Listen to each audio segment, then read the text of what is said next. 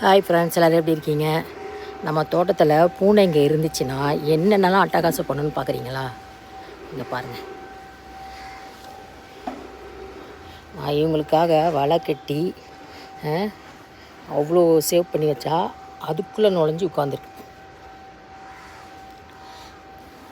இது பேர் குட்டி. அதனால் இந்த குட்டியோட அட்டகாசம் தாங்காது. பார்த்தீங்களா?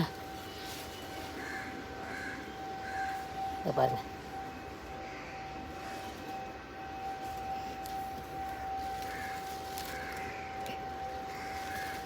இன்னொருத்தர் இங்கே பாருங்கள், அதுக்குள்ளே திரும்ப எங்கே போய் உட்காந்துருக்காங்க.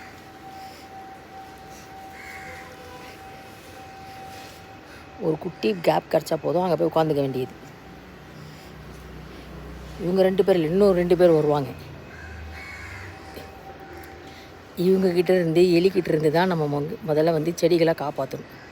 அங்கே பாருங்கள், என்ன ஒரு அட்டகாசம்.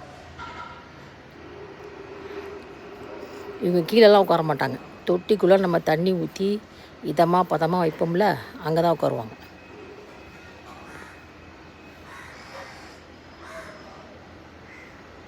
டேய் குட்டி, இங்கே படுறா.